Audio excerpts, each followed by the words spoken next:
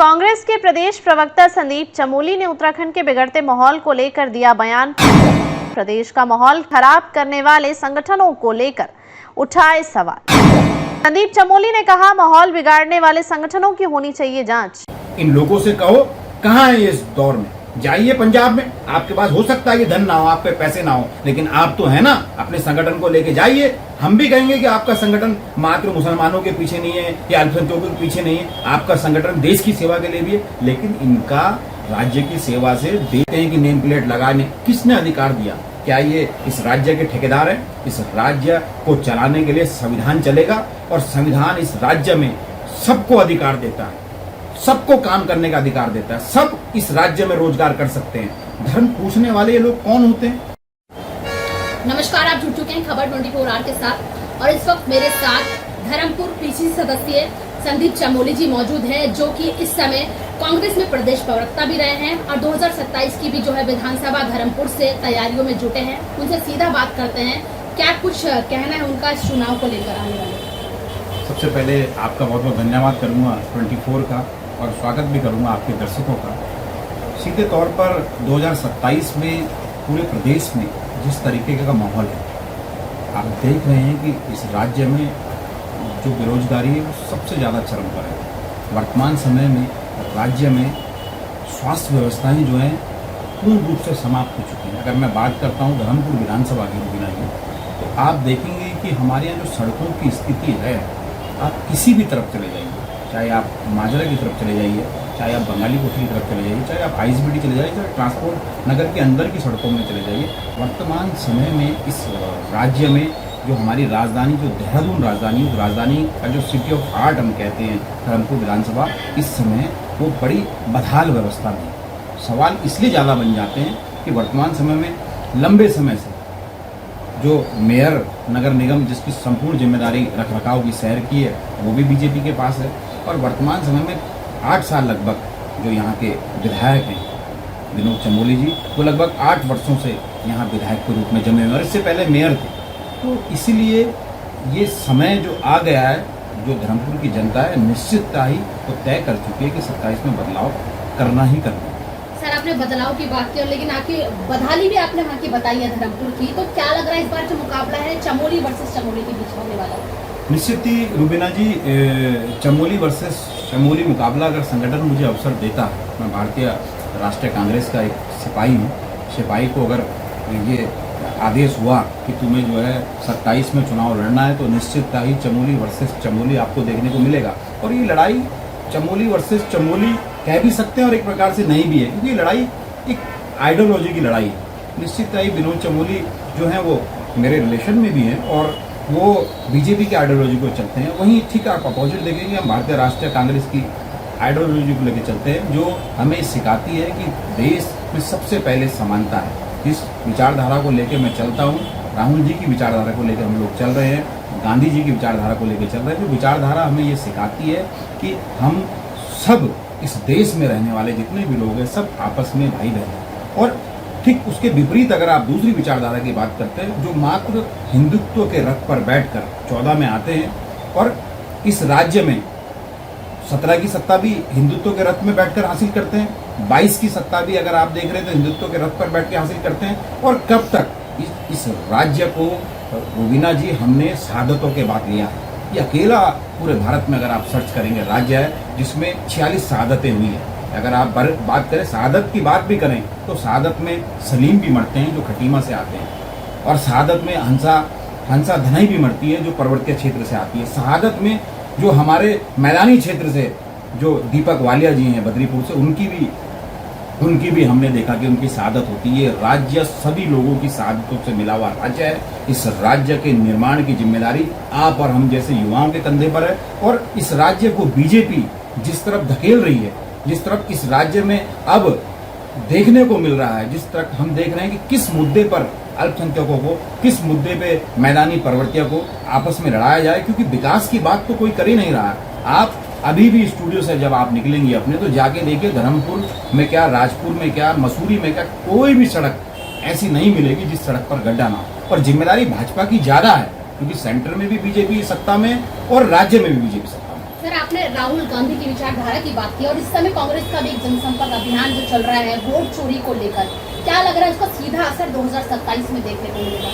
रुबीना जी, आपको समझना पड़ेगा कि एक घर में अगर 84 वोटर मिलते हैं, वो वही सीट थी जिससे बीजेपी का प्रत्याशी बहुत कम मार्जिनों से चुनाव जीतता है, तो फिर विचार करना पड़ेगा कि वो 84 लोग कौन थे जो 10 बाई 12 के कमरे में रह के 84 के 84 लोग वोट डालने के लिए जाते हैं। तो ये बड़ी सोचने का विषय है। और बहुत कम मतों से जब बीजेपी के लोग वहाँ जीत रहे हो, तो कहीं ना कहीं बीजेपी इस देश में वोट चोरी का काम जो कर रही है उसको राहुल जी के द्वारा सभी दलों के साथ मिलकर उजागर करने का काम कर रहा है। और हमने बिहार में देखा जिस प्रकार से बिहार में हमें समर्थन मिल रहा है, उसी प्रकार से आने वाले समय में उत्तराखंड में हमें समर्थन मिलेगा। और निश्चितता ही जो ये वोट चोर है बीजेपी के लोग, इनको 27 में इस राज्य से भगाने का काम हमारे लोग करते हैं। सर, हम भी देखते कई बार जो सरकार है हमारी, कहीं ना कहीं देखने को मिल रहा है कि जो मदरसों पे जो कार्रवाई की बात चल रही है कि मदरसा जो बोर्ड है वो बंद कर दिया जाएगा, मज़ारों पर कार्रवाई देखने को मिल रही है। तो क्या लग रहा है जो उत्तराखंड है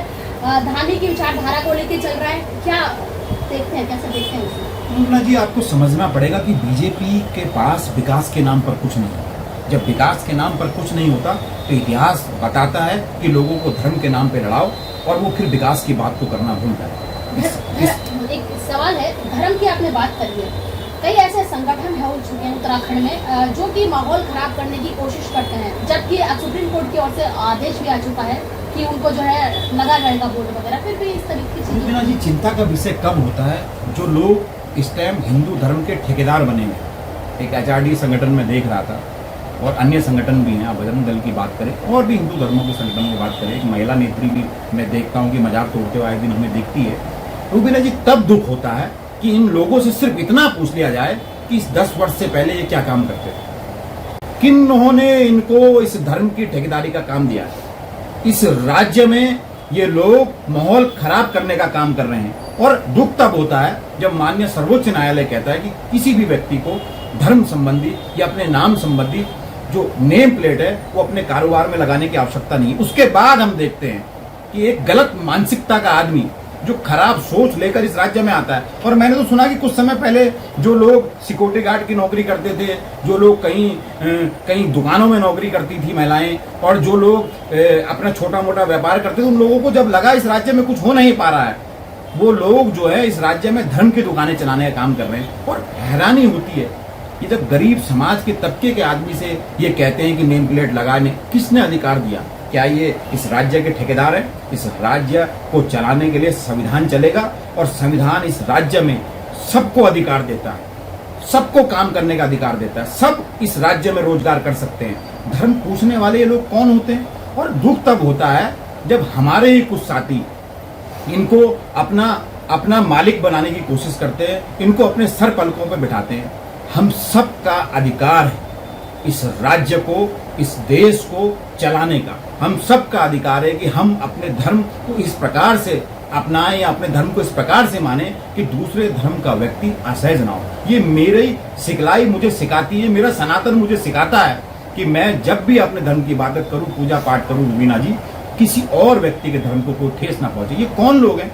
किस धर्म में लिखा हुआ है? ये सनातन की एक किताब बताइए जिसमें लिखा है कि दूसरे धर्म का आदमी जो है हमारा दुश्मन है। लेकिन इनको अपनी पब्लिसिटी के लिए, अपनी दुकानदारी चलाने के लिए, अपना नाम चमकाने के लिए, अगर आपको इतना शौक है तो पंजाब में बाढ़ आई है ना, जो लोग कहते थे अब्दुल पंचर लगाता है, जो लोग कहते थे कि पहचान इनकी कपड़ों से हो जाती है, जो लोग कहते थे टोपी वाला है, अब उनको नहीं देख रहा है कि अब्दुल किस प्रकार से पंजाब में नदियों में गले तक डूब कर जो है लोगों की सेवा कर रहा है। सर्वाधिक धन अगर पंजाब के लिए एकत्र हुआ है तो हमारे जो है मस्जिदों से इकट्ठा होने का काम उत्तराखंड से हुआ। अगर आपको जानकारी है, इन लोगों से कहो कहाँ है इस दौर में, जाइए पंजाब में। आपके पास हो सकता है कि धन ना हो, आप पे पैसे ना हो, लेकिन आप तो है ना, अपने संगठन को लेके जाइए। हम भी कहेंगे कि आपका संगठन मात्र मुसलमानों के पीछे नहीं है या अल्पसंख्यकों के पीछे नहीं है, आपका संगठन देश की सेवा के लिए भी है। लेकिन इनका राज्य की सेवा से, देश की सेवा से लेना देना कुछ नहीं है रुबीना जी। इनका मात्र एक मकसद है कि यहाँ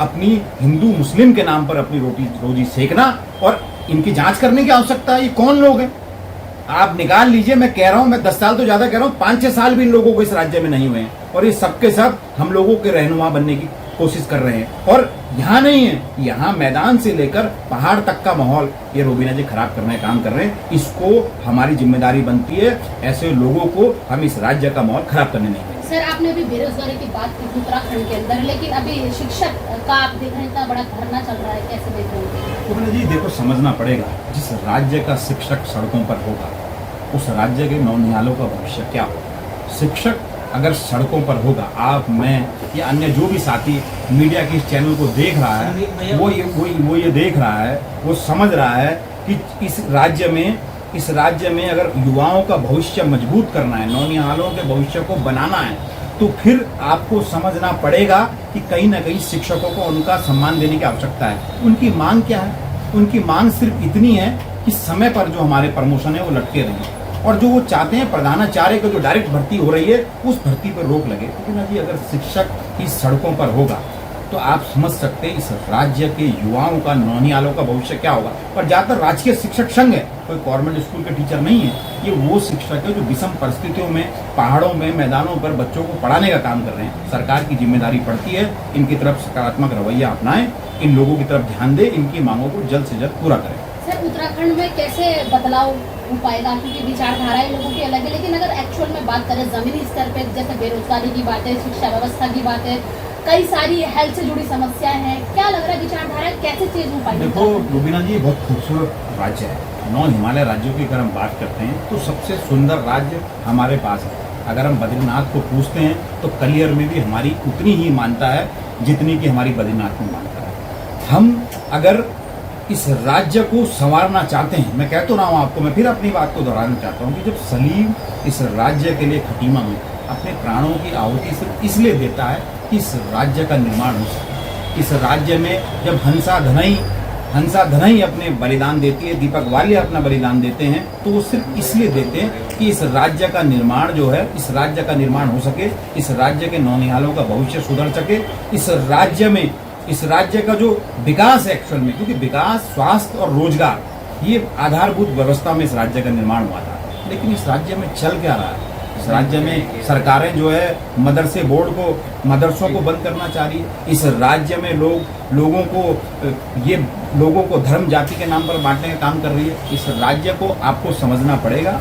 इस राज्य के प्रति जो हमारी जिम्मेदारी है, आपकी, हम सबकी जिम्मेदारी। और मैं फिर अपनी बात को दोहराना चाहता हूँ, ये जो खासकर जो हिंदू धर्म के ठेकेदार बनकर इस राज्य में घूम रहे हैं, मैं सभी साथियों से कहना चाहता हूँ कि इन राज्य के प्रत्येक व्यक्ति को उनको रोक कर इनसे सवाल करना चाहिए कि आपको ये ठेकेदारी किसने दी। एक तरफ तो शंकराचार्य जो हमारे धर्म का सबसे ऊंचा स्थान है, वो कहता है इस देश पे सबका अधिकार है। ये कौन लोग हैं? इन लोगों को चिन्हित करने की आवश्यकता है, ऐसे संगठनों को। और मुझे तो इसमें भी दो राय नहीं कि संगठन रजिस्टर्ड तक नहीं है इनके, सरकार को भी इन पे कार्रवाई करने की आवश्यकता है। इस राज्य का जो आपसी प्यार प्रेम है वो बना रही है, हम सबकी जिम्मेदारी। आखिरी सवाल संदीप जी, जैसे आपने धर्मपुर विधानसभा की बात की है, कैसा बदलाव देखने को मिलेगा और पार्टी आपको चुन रही है? निश्चित ही रूबीना जी, समझना पड़ेगा कि इस राज्य में जो देहरादून है ये हार्ट ऑफ सिटी है। इस सिटी में वर्तमान समय में 9 की 9 जो सीटें हैं, चक्राता की सीट अगर आप छोड़े, माननीय प्रीतम सिंह वहाँ से विधायक हैं, कांग्रेस के हैं, बाकी 9 की 9 सीटों पर जो है वो बीजेपी का कब्जा है।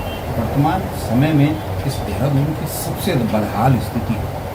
अगर राजधानी की ये स्थिति है तो आप समझ सकते हैं। आप अगर धर्मपुर की बात करते हैं तो धर्मपुर में वर्तमान समय में सबसे ज़्यादा दुख क्या होता है, जब हम आईएसबीटी को उतरते हैं, वापस रिश्वनपुर की तरफ चलते हैं या रिश्वनपुर से आईएसबीटी की तरफ जाते हैं, तो हम एक बहुत बड़ा कूड़े का ढेर देखते हैं। क्या यहाँ के विधायक जी को, क्या यहाँ के जनप्रतिनिधियों को, यहाँ के मेयर जो हमारे मेयर हैं, क्या उनको नहीं दिख रहा है कि इस विधानसभा के लोग इतना परेशान हैं? लोगों ने 100 शिकायतें कर ली, लेकिन एक कंपनी का इतना बड़ा दबाव है कि ऐसे कूड़े के ढेरों को जो है हटाया नहीं जा रहा। सड़कों की अगर हम बात करते हैं, पानी की निकासी की देखिए, और सबसे ज़्यादा दुख तब होता है कि सबसे ज़्यादा जब इस बार बाढ़ आई तो धर्मपुर में जो है लोगों के मकान गिरने का काम हुआ। प्रशासन ने इतनी लापरवाही रही कि रात भर कोई नहीं आया। सुबह जब सब लोगों ने, हम सब ने मिलकर आवाज़ उठाई तो वहाँ कुछ लोग आते, 5-5 हज़ार के चेक ऐसे लोगों को देने का काम करते हैं। रूबीना जी, सरकार को संजीदा होने की आवश्यकता है। आप, हम सब मिलकर आने वाले समय में धर्मपुर में भी पूरे राज्य में बदलाव करेंगे, और बदलाव का एक ही तरीका है कि राज्य के युवा को जागना पड़ेगा। जो धर्म के नाम पर जो नकली दुकानें ये लोग चला रहे हैं, ऐसे लोगों को जवाब देने का समय है। स्वास्थ्य के प्रति सजग रहना पड़ेगा। स्वास्थ्य सेवाओं के प्रति हमको आवाज़ उठानी पड़ेगी, रोजगार के प्रति हमको आवाज़ उठानी पड़ेगी, तब जाके जो शहीदों का उत्तराखंड है वो इस राज्य में तो हम बना सकते हैं। बहुत बहुत शुक्रिया सर। Thank you.